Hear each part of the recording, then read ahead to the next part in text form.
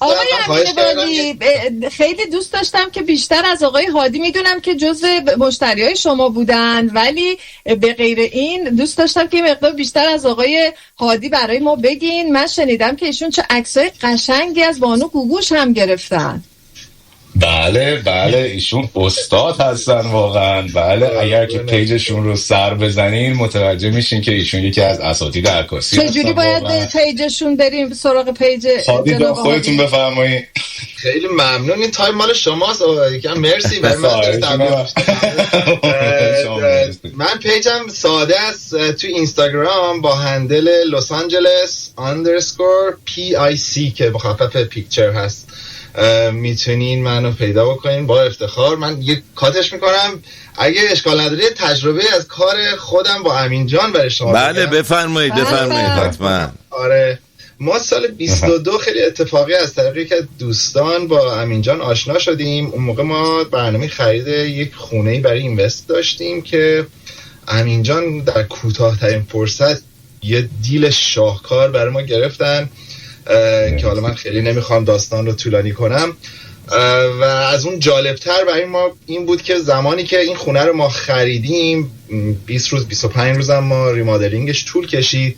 زمانی که امین جان گذاشتن برای لیستینگ رنت این خونه، به 24 ساعت این خونه رفت رنت و تا همین الان همون تننته اونجا هست و یک سرمایه گذاری بی‌نظیری بود برای ما. تا اینکه ما 1-2 ماه پیش تصمیم گرفتیم خونه که تو الیسو ویهو داشتیم رو بفروشیم و اینو آپگرید کنیم به یه خونه سینگل فامیلی توی میشن ویهو.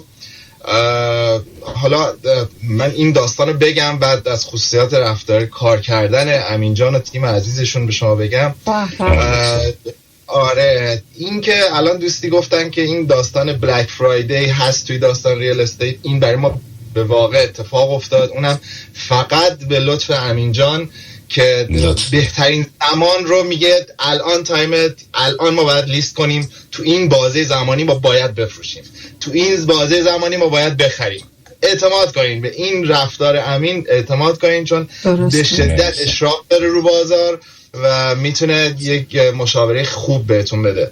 و یک اتفاق خیلی رویایی که بر ما اتفاق افتاد، حالا دوستانی که خرید فروش کردن میدونن، ما کلوزینگ خونه‌ای که فروختیم و کلوزینگ اسکورو خونه‌ای که خریدیم با اختلاف 24 ساعت افتاد. یعنی اصلا یک اتفاق واقعا نادری بود که کسانی که این کار کردن میدونن چه کار بزرگی کرد امین و تیمش که تونست این زمان بندی رو به هم برسونه. یعنی ما با بچه کوچیک نیازی نبود که این خونه رو باز دوباره رنت کنیم، رنت بک بگیریم، هزینه هاش، همه مسائلش که خودتون در جریان هستین و همین به قول ما معروف آلاخون شدنش که آره من بدون خونه شدم، حالا چیکار کنم، 2 ماه 1 ماه، اصلا یه اتفاق بی‌نظیر بود برای ما.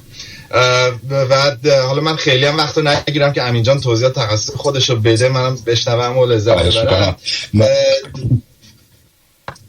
2 تا نکته راجع به امین وجود داره، اینی که به شدت خودش و تیمش آن تایم، همیشه کنار خودتون احساس میکنین اینا رو. هر ساعت شبانه رو سوال داشته باشین، آره هر ساعت شبانه رو سوالی داشته باشین سریع به شما جواب داده میشه. اصلا باورتون نمیشه انقدر اسموت این داستان میره جلو توسط دوستان که اصلا باورتون نمیشه. چون واقعیت اینه که ببخشید وسط صحبتتون، واقعیت اینه که این پروسه خرید و فروش خونه، حالا چه خرید چه فروش، حالا وای به حالی که تو همن دوتاشو با هم داشته باشه، یک پروسه استرس‌زا و سختیه و واقعا وقتی آدم یک نفر رو کنار خودش داره احساس میکنه که هم تو کارش تبحر داره، هم دانشش رو داره، هم تجربهش داره و هم اون معرفت و منشش رو داره که پا به پای شما صادقانه جلو بیاد و انقدر بهش اعتماد داشته باشی که 0 تا 100 کار رو بهش بسپاری، خیلی از اون استرس کار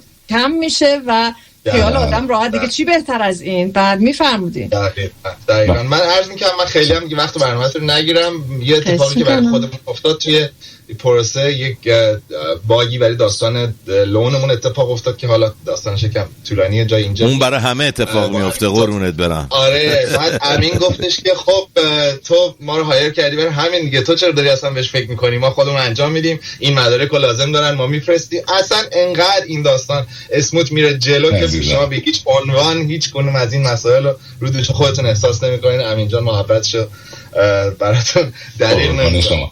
بسیار واقعا خودتون انقدر آدمای خوب پازیتیوی هستین که واقعا خب خیلی کمک میکنه به کار آدم و اینکه اطمینان میکنین به آدم، چون دقیقا درست میفهمین. ببینین کار خرید و فروش همزمان خب شاید بگم یکی از سخت‌ترین کارها هستش و واقعا راحت نیست. چرا؟ چون شما توی یک زمان باید خونه اون کلاینتتون رو بفروشین و توی یک زمان بخرین براشون بخرین که اینا بتونن اطمینان رو هم به من داشتن و به من دست من رو باز گذاشتن که بتونم این کار رو انجامش بدم. ولی میگم خب استرسش رو داره، ولی عوضش تونستیم به اون قیمتی که میخوایم بفروشیمش و به اون قیمتی که میخواستیم اون خونه‌ای که دوست داشتیم رو بخریم. $90,000 پایین‌تر از قیمت اسکینگ پرایس. دقیقاً. و فروشمون هم خدا رو شکر به همون اسکینگ پرایسمون تونستیم بفروشیمش.